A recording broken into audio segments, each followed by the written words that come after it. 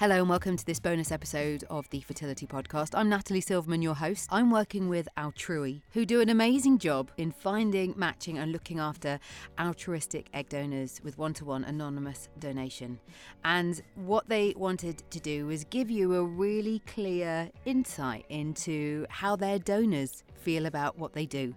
So what you're going to hear is 3 different stories from Faye, Debbie and Jade about why they decided to donate, how they felt about it, and just wanting to tell you more about the experience if it's something you're thinking of doing, or maybe you're wanting to work with an egg donor and want to get more of an understanding of why they do what they do, because they are amazing women.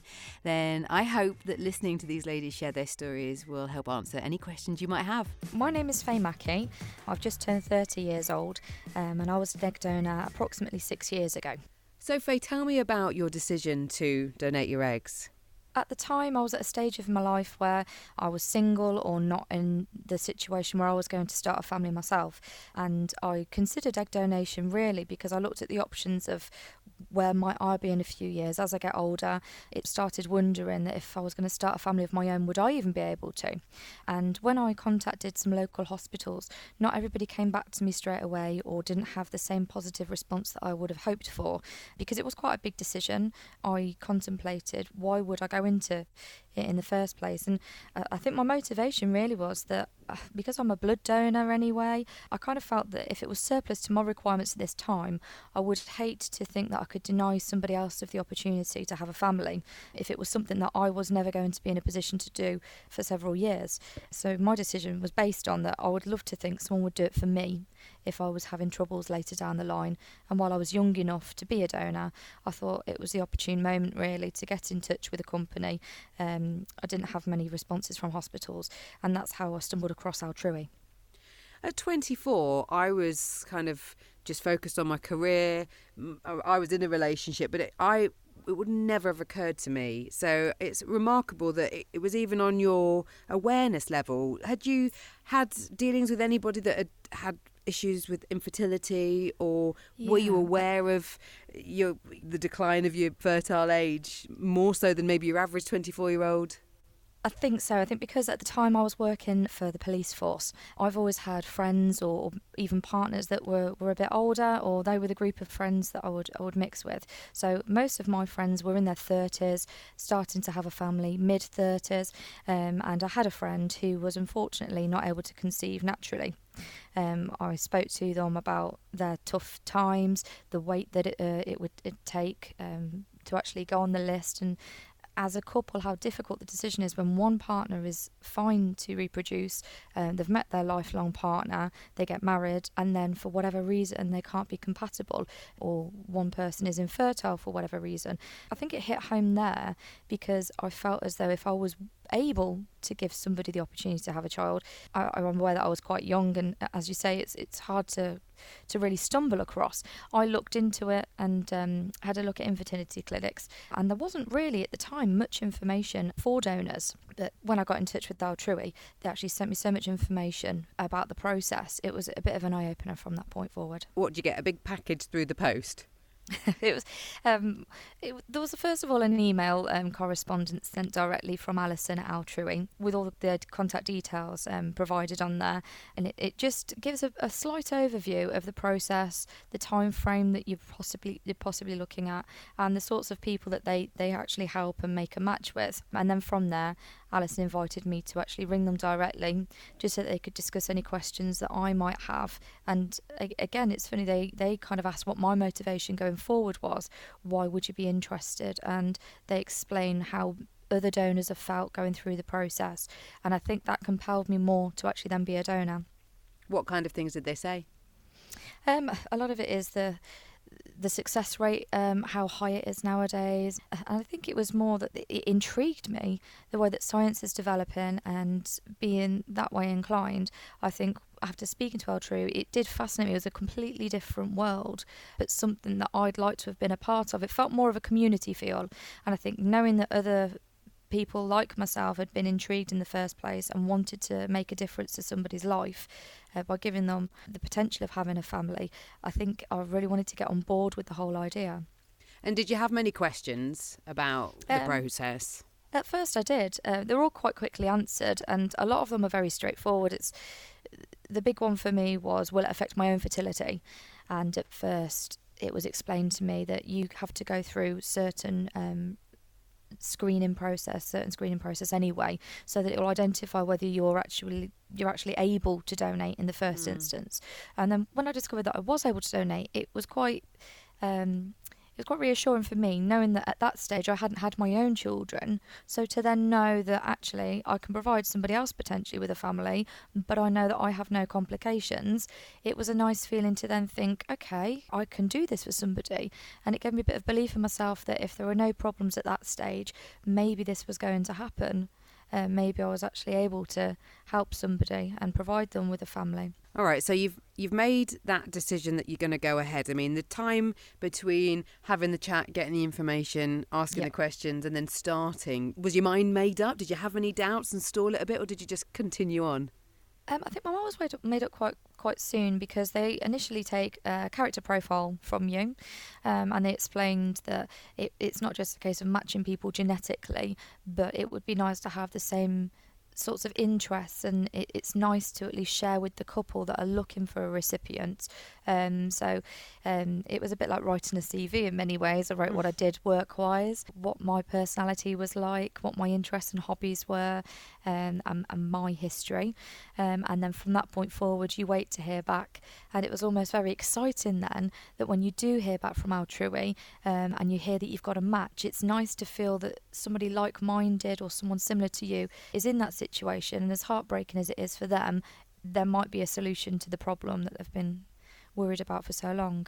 That next stage, obviously there's that excitement from your part, and I still think that your whole motivation is so admirable and commendable. Then what happens? From that point forward, Altrui explained who the couple were, without names, but just a little bit about them and their personal circumstances and their reasons for actually needing a recipient. And then I think you feel, even though you've never met that person, quite an emotional bond towards them. I was really compelled to then go ahead and say, yeah, if it's going to work, if you think I'm going to be able to help them, let's get the ball rolling. And then from there, my natural cycle needed to be matched with the other ladies. Yeah. So there was a few months whereby you have to just be mindful of your own health and just have an awareness that it's not going to happen overnight, but be ready and prepared for when the go-ahead has been given. And I'm assuming that you feel quite a level of responsibility to look after yourself with the kind of diet and your lifestyle at this point once somebody's picked you.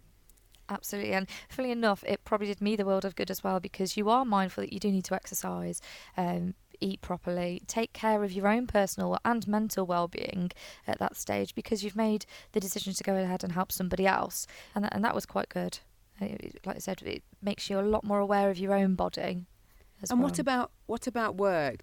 When you were going to actually go and have egg collection, did you have to take a significant time off work? What did you say to work? At the time I worked shifts, and actually for egg collection I was due to go in on a certain day. However, for whatever reason, I either wasn't ready for egg collection, or I think the lady's cycle hadn't been matched at the time, so I had to stall it for a few days. And when I approached work and explained the situation, they were really understanding. And Brilliant. I think it is brilliant. At first I thought it's a bit of a taboo subject, it's a bit of a grey area, when actually it should be something that can be openly spoken about. It was nothing that was negative. However, it could have had implications on my own health had I not been able to go, and it would have ruined the whole process that would work so hard to go through. But work were fantastic. I'd already scheduled a few days out. It was just that I needed one further day off work. They were fantastic about it anyway, and everything went absolutely brilliantly. I mean, you sound so cool and collected about the whole thing. Were you stressed at any point? Like when that scenario happened, or the lady that you were donating wasn't quite ready, were you getting flummoxed at all? I was, and I think it would have, in hindsight, it would have been easier to have told work about the process that I was going through rather than kept it in the dark to start with.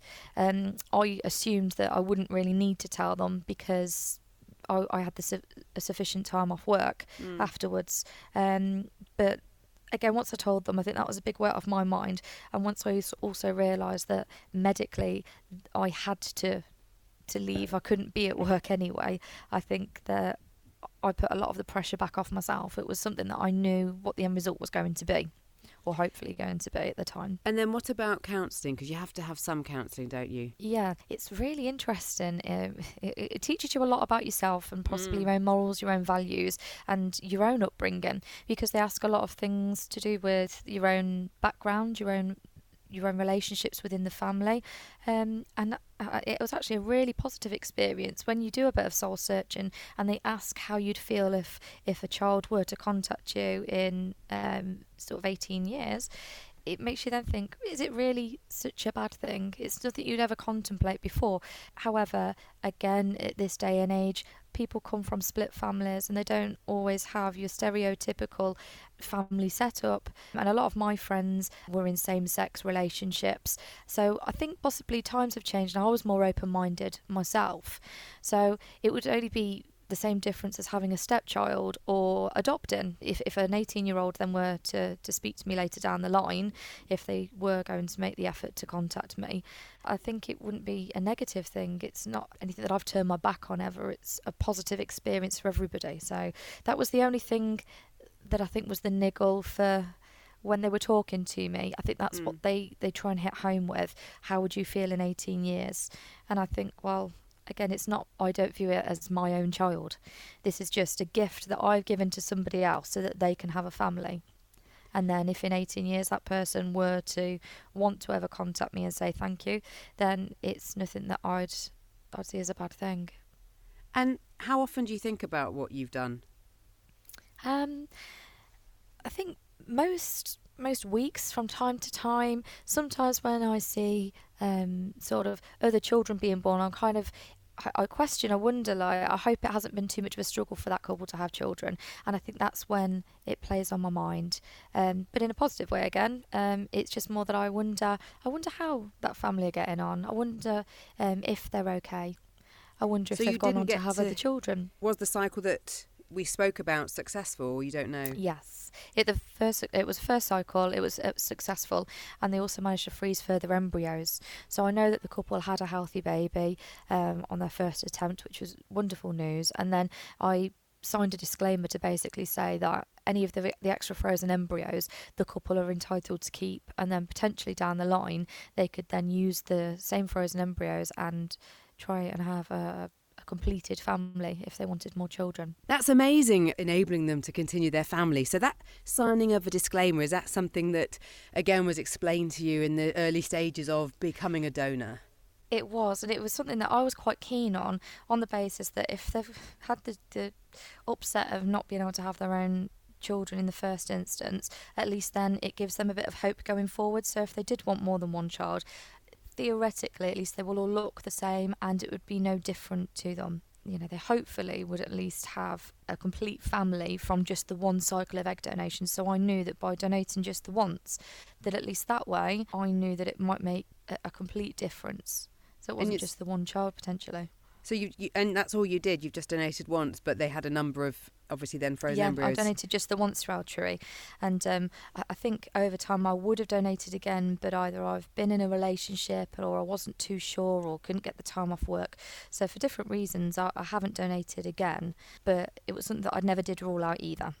And it was actually a really good experience. I came away afterwards feeling so proud of myself. Good for you. And what would you say to anybody listening, thinking about it? What would your kind of advice be? Because you sound like you were so aware at the time that you made the decision and you really thought it through, and you spent some time kind of talking to people because you said you had friends that had dealt with, that had their own fertility issues. I think having researched it, it seems so taboo, but actually there are so many people that suffer from infertility that, again, I would like to feel that if I've managed to donate, if in a few years I ever struggled, that somebody out there would be kind enough to do the same for me. So I think it's the whole cycle of karma. I would like to think that that's why I'm also donating. So I think if the people out there were listening and had any thoughts about donating, I would say that the process was not very traumatic. Again, I don't mind needles. You get very used to it. By the time you've injected the hormones after the first 2 or 3 days, it becomes so routine. It kind of felt alien when I didn't need to inject them anymore. That side of things really didn't faze me. Again, that was all explained really thoroughly before I went through the process. But I recovered straight away after the very small procedure. I didn't feel any discomfort. I didn't feel any different afterwards, apart from very proud of myself. And it was just that excitement of waiting to hear, has it been successful? And you keep your fingers crossed. And again, I probably shared a lot of the couple's excitement, and it just felt like a lovely thing to go through, to actually be part of somebody else's their dream, and making sure that you can try and help them get what they are desiring out of life. It's amazing. It's amazing to hear you describe it like that and to think about it like that. And as far as the process you talked about, having the injections and taking the treatment, just explain how it works as far as any financial exchange or any covering of expenses when you do something like this for people that are thinking about it. It was brilliant in the sense that because I travelled outside of the area that I live in, when I spoke to Altrui, they actually gave me some of the money prior to travel, so that I wasn't ever out of pocket at any stage. So in terms of work, I didn't have to take any time off unpaid, because they'd managed to match my cycle at a time that I'd booked off work anyway.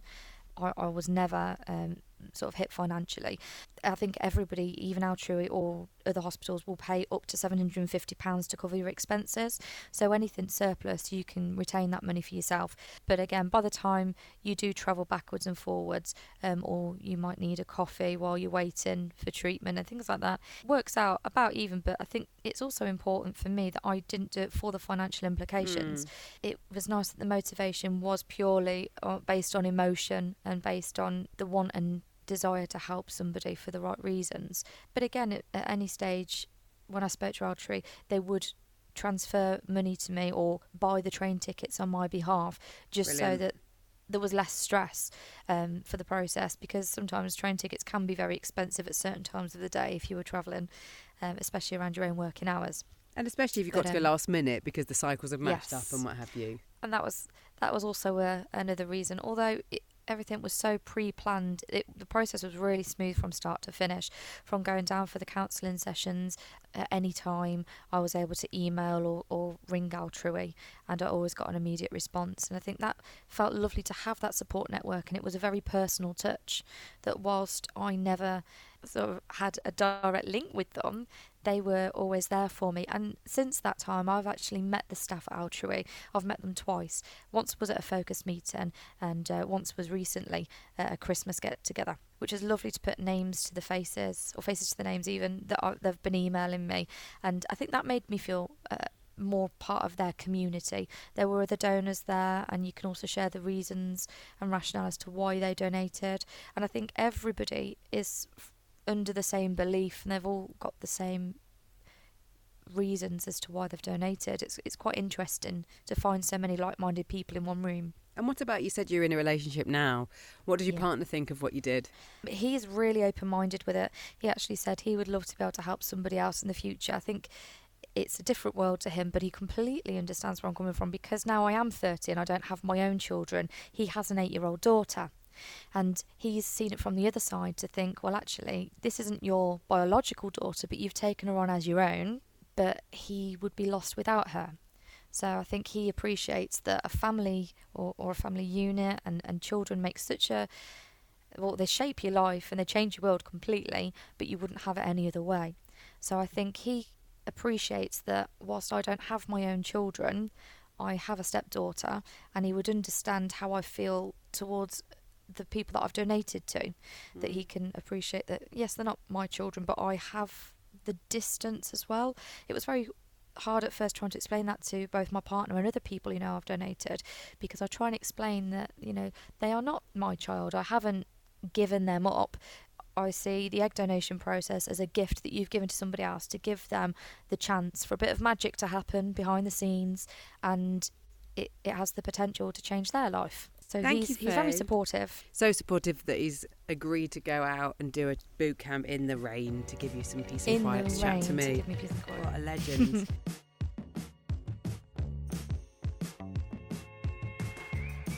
My name is Debbie Fowler. I'm 32 years old and I am an egg donor. I first donated back in 2016. That was the actual donation. I decided to look into it because I have 2 daughters myself, and it's one of those things where as you kind of get a bit older, people start talking about, oh, when are you having kids? When are you having kids? And things like that. And there was a couple of my friends that they just recently got married, and the first thing people would ask them is, when are you having children? And both of those friends really struggled to conceive, and one of them still hasn't conceived. So for me, it's sort of one of those things where it's almost like a rite of passage for most women having a baby. And for lots of us, it's something that we don't even have to think about. We don't have to struggle with. It happens within a few months. Sometimes it can take a little bit longer, but for the majority of us, it does happen eventually. For some of us, it doesn't. And I have witnessed that firsthand with a sister who had a very awful miscarriage, and friends who have had miscarriages. I had one myself a few years ago, so I know that feeling, but I also know the feeling of being a mummy. And it's one of those things where I personally just think if you want to have a baby, you should be able to have a baby. If there's anything that I could do to help another woman to have that, then I will do everything in my power to do that, to help them, because I know what it's like. I mean, amazing that's where your instincts took you, to be practical in your help, not just emotional support, but you decided, right, I've got my babies and I feel I can do more. I mean, what made you go, right, I'm going to do something practical about this? I was actually getting married that year, and it was 2016 was a really sort of good and positive year, and I did a skydive for charity that year as well, and I just thought, you know what else can I do? But I wanted it to be, not just, oh, I'm going to raise 50 quid for cancer research, or I'm going to raise £1,000 for this charity or whatever. I thought, right, okay, I wanted it to be like really personal. I tried to give blood, but I was quite anemic, so I wasn't allowed. So I was like, okay, what else can I give? I know that sounds really weird. And then it was almost like it was fate, because I was scrolling through Twitter, as I do, and an ad came up for Altrui. And it was like, are you thinking of becoming an egg donor? And I think like a week before, I'd just kind of been turned away from being a blood donor. So I was like feeling a bit like, oh, I can't give blood. What else can I do? And I clicked on it and I put some details in a little form. And then I was contacted by Alison, maybe like the next day. And we just had a chat about it. And it kind of went from there. Were you quite excited? Were you nervous? I mean, you're obviously on a mission to do good deeds. Was at that point when it became a reality, was there any concern, or were you just like, come on, let's get on with this? For me, so actually, I remember years and years before, my mum had actually mentioned about becoming an egg donor, and she'd looked into it. And she just kind of said, oh no, I couldn't handle all the needles. And, I think there's a lot of misconception about donation as well. Oh, it's loads of needles. And there is loads of needles, but they're not that bad, So she was very, very put off, because I think she just went kind of to a normal egg clinic. I say normal egg clinic, just a kind of basic, yep, come in, we'll take your eggs and we'll freeze them, almost like a sperm bank almost. Right. That wasn't the experience that I had with Altrui. So I was like, wow, everything's changed now. I was really excited. I think I'd absolutely made up my mind. I'm a very decisive person. Once I've got something in my head, like that's it, I'm doing it. It was quite funny because you almost create like a profile, and it was like almost like a dating profile type thing. Okay. And I just remember sat there thinking, oh God, this is really weird. I haven't been on a date. I've been with my husband for 10 years. I haven't had a date in 10 years. Like, what's going on? And it was like your likes, your dislikes. So I was quite nervous in a sense of, oh God, what if I come across as a complete lunatic on my profile and nobody wants my eggs? It's sort of trying to like put yourself across as honestly as you can as well. Not only things that are good, but do you have any history of mental illness? So I think you have got to be really, really honest with yourself and everything like that. So yeah, the only time I was nervous was when I had to create that profile, because I just thought, oh my God, nobody's going to want my eggs. And actually within, oh God, it must have been within maybe 2 weeks to a month, Alison phoned me and said, we've got a match. We have a couple who absolutely adore you. And, you know, are you still okay to donate your eggs? And how did that make you feel? Oh, so good. I was like, oh my God, somebody wants them and it's really quick. And I was just so excited to kind of get things moving. And then it was very much get to a clinic in London. So I live on the south coast of England, right by the sea, which I love. And it was like, you know, get yourself to London, which again, I love London. So I was quite happy. I was so lucky as well. My work were incredibly supportive.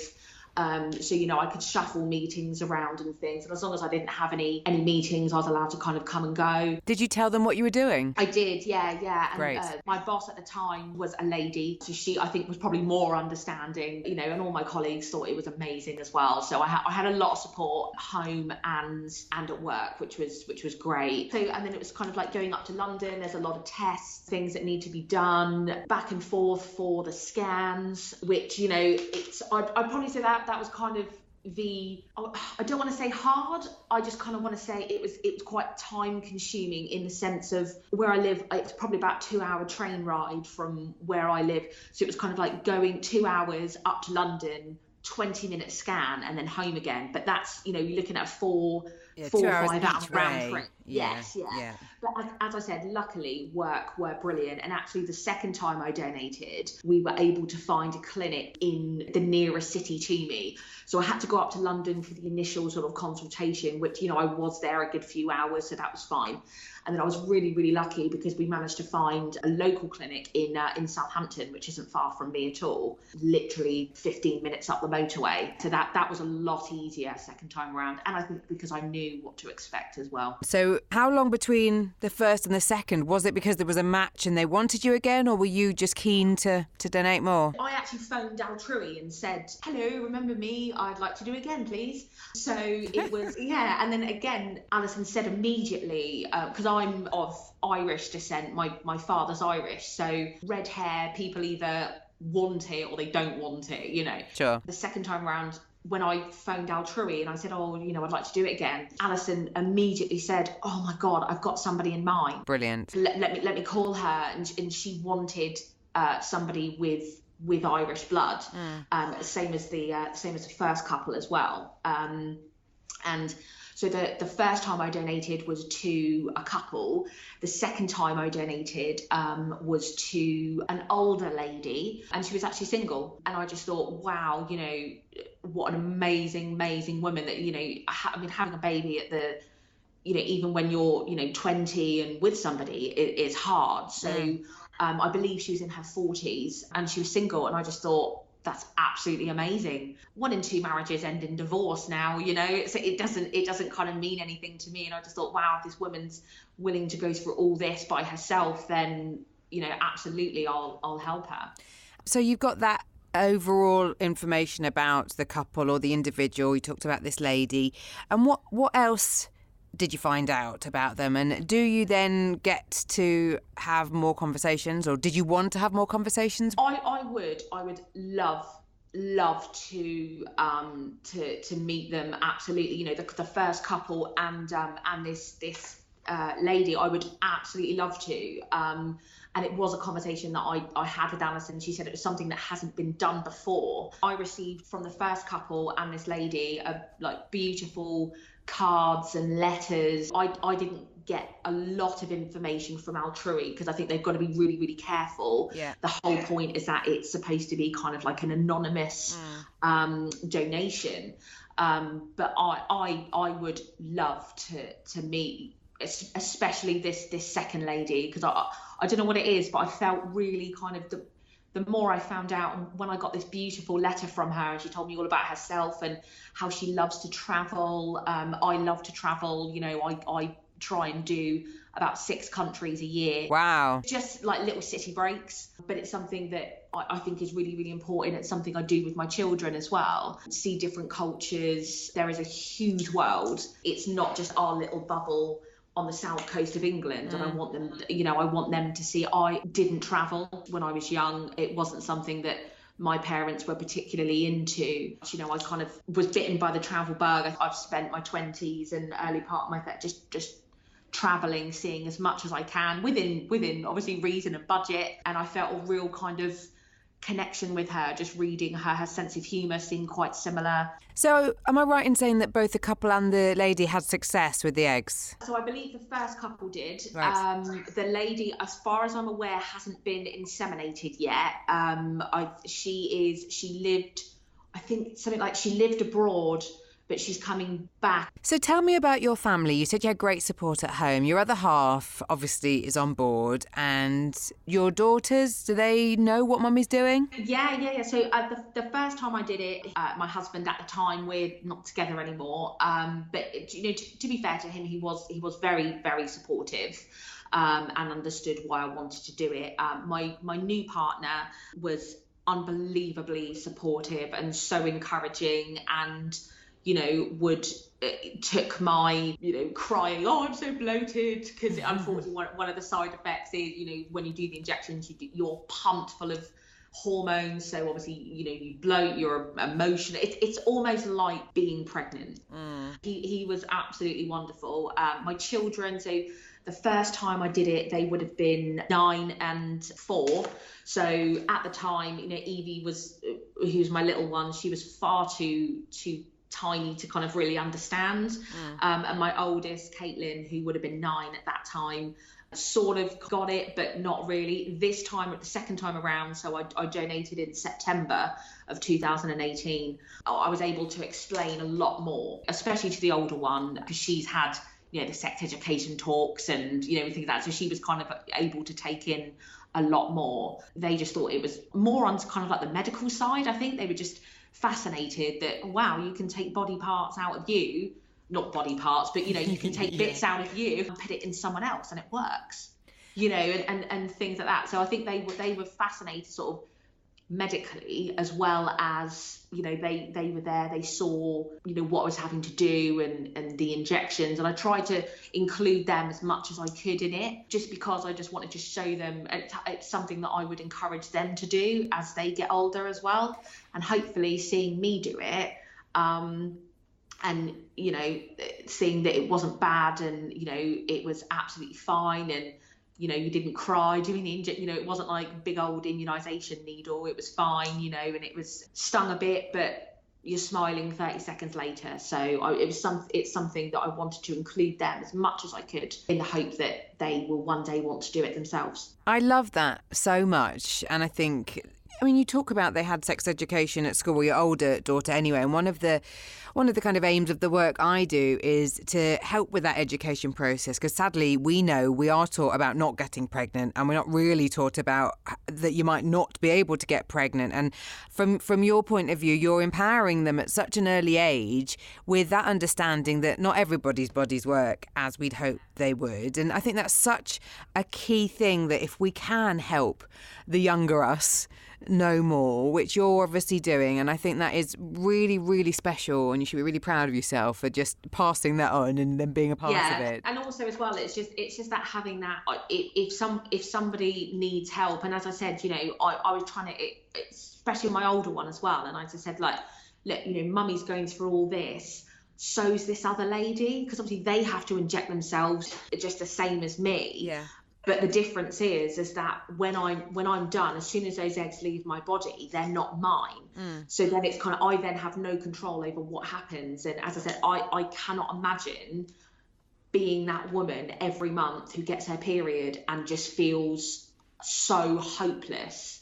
And, you know, I'm trying to explain that mummy's going through all this to give the lady her eggs. They don't just put the eggs in the lady and fingers crossed, you know, she has to do all of this as well for something that might not even work. And I try and, you know, say to my kids, if you can do something to help somebody, do it. If somebody looks lost, ask if they're okay, you know, do that, you know, like when they're at school, go and sit with the kid that sat on their own, so they're not on their own, you know, and things. And it's just help people, because I would want, if I was in a situation and I needed help, I would want it. So that's how you should behave. The other way that you're thinking about helping, because it doesn't just stop at the egg donation, and I've got lots of questions to ask you just about this new stage that you're thinking of, because you'd mentioned that you're thinking of becoming a surrogate, which is that little step further in helping another woman, another couple have a family. So how far are you in that process? Back in December, Altrui, it was wonderful. It was in London, and Altrui put on Their like Christmas a little party. little Christmas party. Sounded lovely. So, it was amazing, and you know, I got to meet all these other incredible women who have donated and things like that, and some of them are babies themselves. You know, they're like 22, 21, and they're doing something so amazing at such a young age, and I was really kind of like, wow, you know, I hadn't even thought about it when I was that age. It was only sort of after I'd had Evelyn when I was 24, so I was sort of sat there going, oh my God, you know, they haven't even started their families, and you know, they're doing such amazing things, and I was really, really quite empowered by them, and it was something that I'd sort of thought, right, you know, and you're right in what you said, it was very much the next step, and you know, what else could be done. And again, it's another side of infertility. So you know, you have the women whose eggs don't work but they could carry. There's the other side where you can get pregnant but you can't carry. Women's bodies are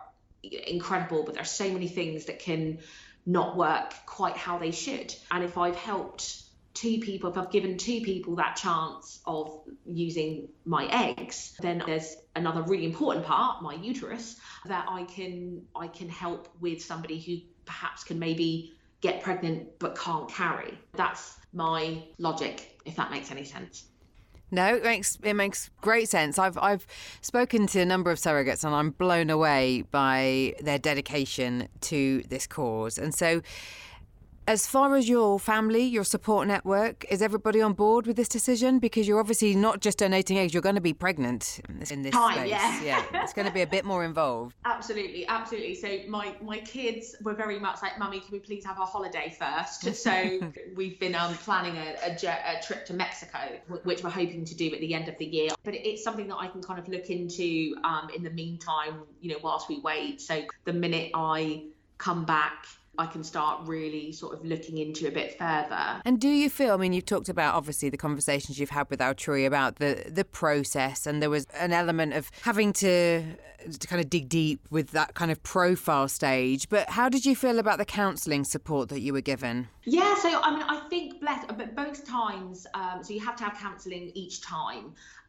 Both times when I spoke with the counsellors at the Lister Clinic and Boston Place, they were quite quick phone calls because I was so made up in my mind, and I think I'd done so much research into it, you know, personally, that I knew exactly what was expected. The only question I had, and it was only something that somebody put to me the first time, I thought, oh God, you know, I don't know, and it was, would the child have any claim on my estate if anything was to happen? And the answer is no. And the counsellor was fantastic. She was like, look, you know, she explained it very, very simply, is that the minute those eggs leave your body, they are no longer yours. They belong to your recipient. So legally, everything, you know, which kind of, you know, that was the only thing that I was a bit like, oh, okay, you know, if I was contacted in the future by the child, you know, if this lady's lucky enough to get pregnant, then either of them, I would not have a problem with that, because the way that I see it, biologically, I guess if you want to do, you know, DNA wise, I'm the mother, but I'm not its mummy. You know, the lady that's the lady that has carried it and have raised it, and you know, all these wonderful women that have not just donated eggs, but actually been on the recipient end. These amazing ladies who have just been through so much, and they finally have their babies, and that's it. And they're the mummies. the donors are just kind of, that's what we are, we're the donors. Debbie, what would you say to anybody listening, any concerns that they might have? I mean, you like Faye, who I've already spoken to, were really well prepared going into this. You did your research, you were kind of 100% up for it, and it doesn't sound like there's been any doubts along the way. You were just adamant to do your bit to help someone else. What would you say to anybody who is thinking, you know, that this is something that they'd really like to do, if they do have any niggles, if there's maybe any outside voices saying, why would you do that? Yeah, so I think it's one of these things, and a lot of these women, you know, even friends of mine that I've spoken to that have children, and I kind of say, I would say to them, look at your children, or look at your nieces and your nephews and your friends' children and things like that, and just imagine if you were told, you know, especially your own children, imagine if you were told yourself, this is never going to happen for you naturally, and just the devastation. I have seen firsthand what that news does to somebody, the devastation that it causes, and that feeling of failure. I would just say, just look at your children and imagine them not there. And imagine that there is someone somewhere that could help you. And I would genuinely just say, yes, you know, there's a little bit of time. You have to go to clinics, you have tests, and you have this, that, and the other. It's a commitment. Yeah, it is. Yeah. So, you know, yes, it is a commitment. Yes, you do have to inject yourself in the morning or the evening, or depending on what medication. But it is 2 seconds of discomfort. 2 seconds. That's it.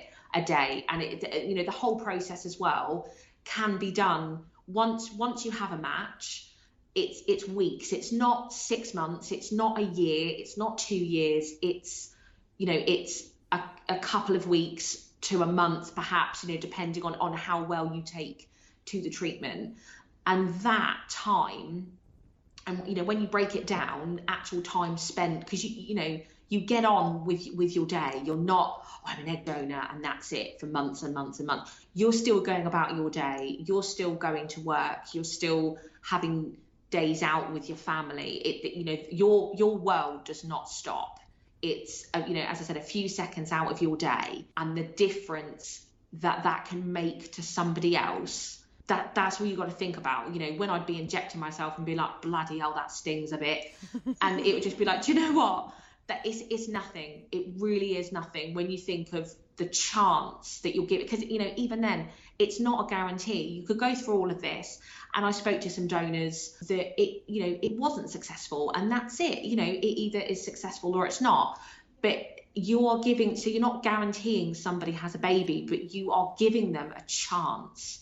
And I think that's what you need to think about. And the support that you have from Altrui is unbelievable. I had a friend recently look into egg donation, and she just Googled it and clicked on the first clinic that came up. And that's what it was. It was a clinic. It was, you were a number. You were not a person. With Altrui, with Alison and Kate and Sarah and all these wonderful people that they have there, you are part of their family. Not just throughout the donation, but afterwards as well. They, it's wonderful. They check in. We had this amazing Christmas party that they put on for us. And it's like you feel part of a family, genuinely, and there is never any pressure from them. They do always say, if you change your mind, it's not a problem. If you change your mind, I personally, there is no way that I was changing my mind, because there's no way that I would ever want to get anyone's hopes up and let them down. I know that some women do that, and they obviously have their reasons for doing that, which is why I looked into it so much before I even clicked on that advert on Twitter from Altrui. I knew that was what I wanted to do. So I would just say, do your research. For goodness sake, don't just click on the first clinic that comes up on Google. Phone Altrui. They will talk you through the whole process. They honestly, they were like, I know I keep saying it, but it was like, we were all a family, and they knew about my job. They knew about my day. They knew about my children. I knew about them. It was so personal, and it's good for your ego as well, because every time they speak to you, they're just, you're so amazing. Oh, it's so lovely. You're so amazing. So bit of an ego boost as well, I'm not gonna lie. But no, it was just a wonderful experience, which is why I chose to do it again with Altrui, and that would be the only way that I would do it. Hi, I'm Jade, and I donated my eggs in 2018. I was 29 at the time because my family was complete and I wanted to help other people have children that couldn't of their own. So, Jade, how many children have you got? I've got 3.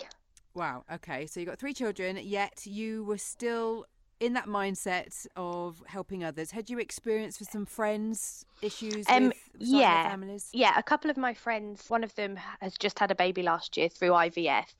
She didn't need an egg donor, but she did go through the whole IVF process. And another one of my friends is still going through it now. Again, doesn't need an egg donor, but I thought even though I couldn't help them directly, there must be a way I could help other people in similar situations. And at what point did you decide this and then think, okay, what do I do next? I think it was September 2017 I first thought about it. Did you know much? Did you know where to go, who to speak to? No, not at all. I literally Googled it, egg donation, because I'd seen something on this morning talking about needing more donor eggs, and I thought, oh, I can do that, and just Googled it to see how I went about it. Amazing. So mainstream telly prompted you to take action. All right. Yeah.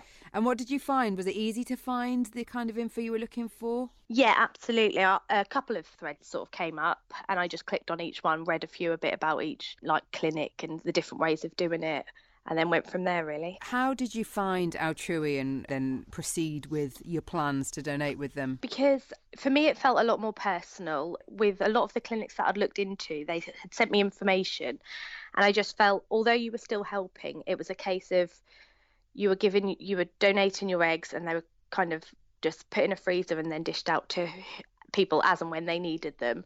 Whereas with Altrui, it felt a bit more personal, like there was somebody actually like on the other end waiting that I was donating to. And so from finding them and obviously making contact, how long then was it till you went in and started the process? Well, that was September 2017, and I spoke with Alison, and she, gave me all the information I needed.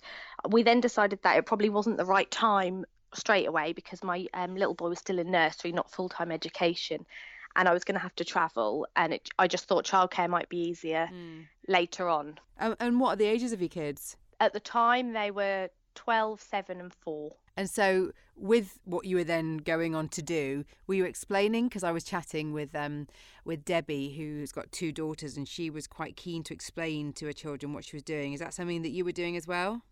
Yeah, definitely with the eldest 2. I did tell my youngest as well, but he kind of didn't understand it. He just thought, oh, mummy's going to London to the clinic to help people have babies. But that was as much as he sort of understood.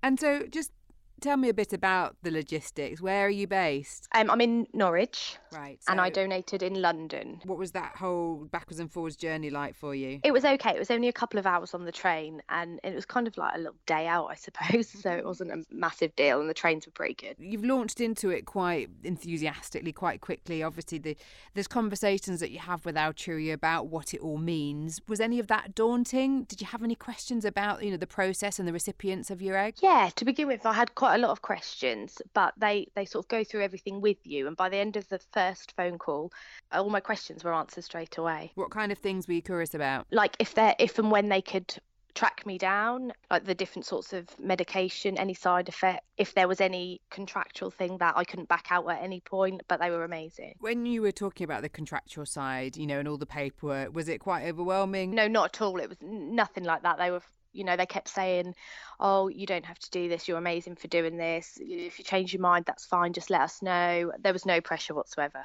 And did you think about changing your mind at any point? No, not at all. The conversations I've had with Faye and Debbie, everybody seemed dead set on doing this when they went into doing it. And you seem the same. And do you think that that's a really key point to making this decision? You've got to have done your research and be really 100% that it's something you want to do. Yeah, definitely. Well, because I made that first phone call in September, and even when we agreed it wasn't the right time, I couldn't stop thinking of it afterwards, and I kept thinking, I still really want to do it. So it was only probably Christmas that I decided, it's now's as good a time as any, and made that phone. It was actually Christmas Eve, I think I made the phone call to Alison to say, yep, go ahead, let's do it. And what about your friends? Have you talked about it? Yeah, a lot of my friends had never really heard of it, and they were all really interested and like wanted more information, really fascinated. They've been really supportive. And is anybody that you're friendly with, have they decided to donate as well? Yeah, one of my friends has, but she's just over the BMI threshold. Right. So that's her sort of motivation. You know, she's on this weight loss journey, and that's her end goal, so she can donate her egg. You donate. How was the drugs and the injecting? How did you find all of that? Oh, absolutely fine. To begin with, I was a bit nervous because I'm not great with needles. And that first one, I think I sat there with an ice cube on it for perhaps like until it had virtually melted, psyching myself up to do it. And then when I did it, I didn't look. And then I looked and thought, oh, is that it? Like all this fuss for nothing. Yeah, you don't realise, do you? No, not at all. And no side effects from the drugs? Were you feeling okay? Yeah, nothing at all until about 2 days before the procedure, and I started to feel a bit queasy, but that sort of came and went as quick as it came. I thought, felt a bit nauseous, but that was it. Yeah. And then the egg collection all went well, and what was the outcome, do you know? They collected 18 eggs and it went absolutely fine, and then I found out, that was in July, and I found out in September that it had worked and she was pregnant. Amazing. Okay.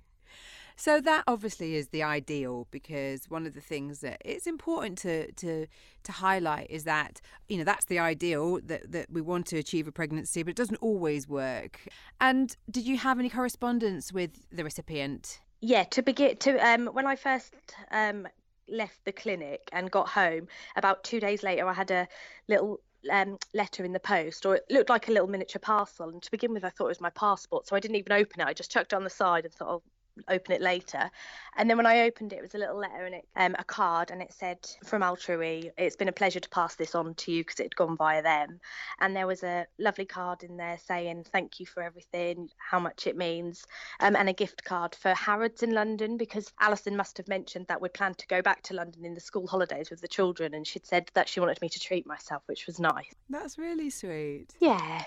And as far as the experience as a whole, anything that you would say to anybody thinking of donating? Do your research, and if it's something you still really feel like you want to do, definitely go ahead and do it. It's been a fantastic experience. And is it something that you'd do again? Yes, absolutely. And my friend's getting married in March, and I'm her maid of honour, so we're really busy this first 3 months, and then once that's out of the way, I think I'm going to absolutely do it again. Brilliant. And would you do it again after that, do you think? Yeah, I think I'd do it as many times as I can until I reach that 35. And your husband, your family, they're all supportive of it? Yeah, absolutely. Well, I was a bit nervous about telling my mum at first, but she was like, oh no, I'd do that if I wasn't too old. And I thought, because she'd seen it on the telly as well, and I think she thought, oh, shame I'm too old now, but really happy for me. Why were you nervous about telling her?